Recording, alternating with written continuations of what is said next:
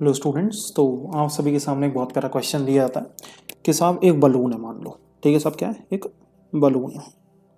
उस बलून के ऊपर क्या है साहब? एक स्टोन टाइड है। क्या है साहब? एक स्टोन बंधा हुआ है। ठीक है। हमको बोला जाता है कि अभी ये यूनिफॉर्म रेट से क्या है, 12 मीटर पर सेकंड की एक यूनिफॉर्म रेट से डिसेंड हो रहा है नीचे की तरफ। कितनी स्पीड से? 12 मीटर पर सेकंड की स्पीड से ये साहब जो है डिसेंड हो रहा है नीचे की तरफ। आपसे बोला जा रहा है कि जिस पॉइंट पे मैं इसको काट दिया, मान लो बलून को यहाँ से, जिस पॉइंट पे काटा अपन ने इसको, उसके बाद ये नीचे गिरने लगेगा। तो ये पत्थर जो है हवा में है, ये नीचे गिरने लगेगा। और 10 सेकंड के बाद आपसे पूछा जा रहा है कि ये पार्टिकल ये जो पत्थर है ये कितना डिस्प्लेसमेंट ट्रेवल कर लेगा।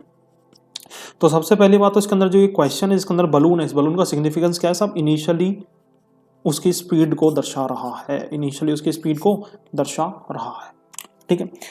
तो अगर मैं बात करूं तो इसका आंसर आप कैसे निकाल पाएंगे? तो आप सभी को पता है कि या तो फॉर्मूला बेस या फिर मेरे कॉन्सेप्ट बेस। आपको मैंने बताया कि अगर किसी पार्टिकल के पास वेलोसिटी है तो वेलोसिटी के रिस्पेक्ट में कितना डिस्टेंस चलता है, उसका स्पीड टू टाइम।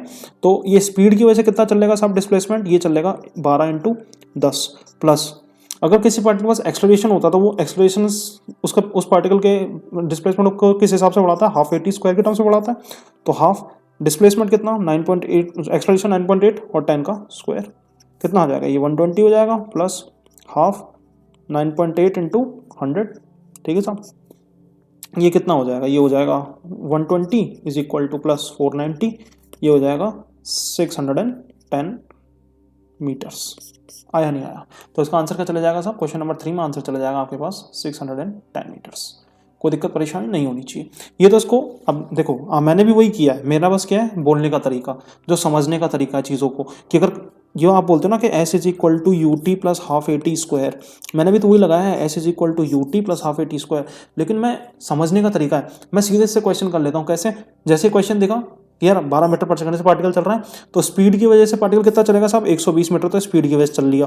एक्सलेरेशन की वजह से हाफ 9.8 इंटू 10 का स्क्वायर, ये आ गया 490। सीधे ही 490 प्लस 120 करोगे 610 का आंसर टिक हो जाता है। तो उसमें क्या है, ये प्रोसीजर साहब पूरा बच जाता है, वो स्टेप्स लिखना, क्योंकि एग्जाम में इतनी जगह भी नहीं मिलती और आपको इतना वो भी नहीं होता है। ठीक है साहब, कोई दिक्कत परेशानी? ठीक। इस टाइप के और क्वेश्चन करना चाहते हो, डिस्क्रिप्शन में लिंक है, जाके देख सकते हो। मेन वीडियो का लिंक है। कॉन्सेप्ट समझना चाहते हो, अच्छे अच्छे कॉन्सेप्ट जो कोई क्वेश्चन सॉल्विंग में हेल्प करते हैं, तो उसका भी डिस्क्रिप्शन में लिंक है। जिस पेज में आप क्वेश्चन सॉल्व करने जाओगे वहाँ पे वो वीडियो पोस्टेड है। तो कुल मिला के बात ये है कि आपको रिसोर्सेज सारे प्रोवाइड किए जाना है। जितनी मेहनत कर सकते हो उतनी मेहनत करो और अच्छे से अच्छा जो है रिजल्ट अचीव करने की कोशिश करो। ठीक है साहब, मिलते हैं नेक्स्ट वीडियो के अंदर।